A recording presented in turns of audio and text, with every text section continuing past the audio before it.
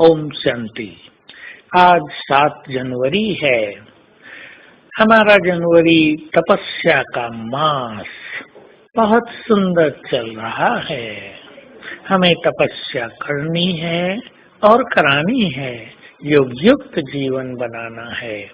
सभी एक दूसरे को उमंग दिलाते रहें। ये उमंग से भरा जीवन हमें योग युक्त होने में बहुत मदद करता है। उमंग उत्साह तो हमारे जीवन का श्वास है, ब्राह्मण जीवन का श्वास है। जिन ब्राह्मणों में कुछ करने का उमंग उत्साह न हो, वो तो जैसे कि डेड हो जाते हैं। उनकी सारी खुशी भी नष्ट हो जाती है। यदि हम एक विशेष लक्ष्य को पाने की लगन में मगन रहेंगे, उमंग रहेगी, मुझे इतने समय में ये महान लक्ष्य पाना ही है, तो जीवन खुशियों से भरा रहेगा। और जब ऐसी लगन जीवन में होती है, उमंग उत्साह रहती है, तो हमारा तन भी बहुत स्वस्थ रहता है, मन भी स्वस्थ रहता है और कर्म करने का भी उमंग उत्साह मन में रहता है।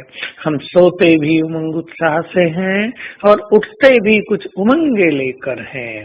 तो इस जनवरी मास में, जबकि हमें श्रेष्ठ तपस्या करनी है और आप सब अवश्य कर रहे होंगे, अपने मन को श्रेष्ठ उमंग उत्साह से भर कर रखना है। दूसरों को भी उमंग में लाना है। जहाँ उमंगे श्रेष्ठ होती हैं, जहाँ लग्न श्रेष्ठ होती है, वहाँ विघ्न स्वतः ही नष्ट हो जाते हैं। और जहाँ लगन का अभाव है, वहाँ व्यर्थ चलता है। जहाँ कोई उमंग उत्साह जीवन में नहीं है, वहाँ अनेक समस्याएं मनुष्य को घेरने लगती हैं। इसलिए उमंग उत्साह में रहना है और साथ साथ बहुत मधुर रहना है जीवन में। बाबा के बच्चे बनने के बाद अपने अहंकार को पहचान कर उसको नष्ट कर देना और मधुरता से अपने जीवन का श्रृंगार कर लेना, यही सच्ची विवेकशीलता है। जो लोग स्वीट एंड सॉफ्ट नहीं हैं, वे योगी भी नहीं बन सकते, क्योंकि जो सरल चित्त है वही सहज योगी बन सकते हैं।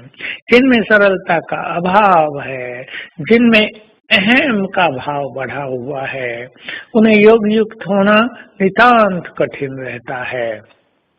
तो आइए हम सभी सरलता से भी अपना श्रृंगार करें, इसे अपना आभूषण बनाएं। और सरल चित्तात्मा के 2 विशेष लक्षण रहते हैं।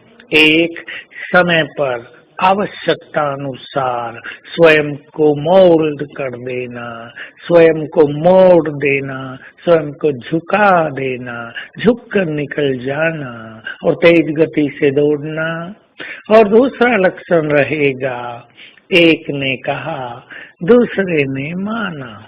घर घर में ये दोनों धारणाएं आप अपनाएंगे तो आपके घरों में भी बहुत सुख शांति रहेगी और आपके लिए योग भी सरल हो जाएगा।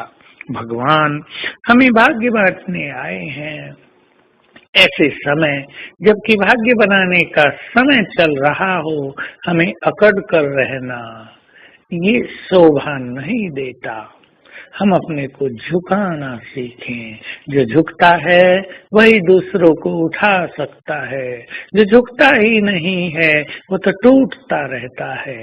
इसलिए फ्लेक्सिबल तो होना ही है। एक पेड़ की वे टहनियां, वे डालियां जो बहुत फ्लेक्सिबल हैं, लचीली हैं, तेज हवा चलने पर झूमती हैं, झूलती हैं। और जो पेड़ कड़क है, जो सूखा हुआ है, जो सीधा खड़ा है, जो झुकता नहीं है, वो टूट जाता है। हम भी स्वयं को बहुत लचीला बनाएं। तो आज हम सारा दिन अपने 5 स्वरूपों का अभ्यास करेंगे।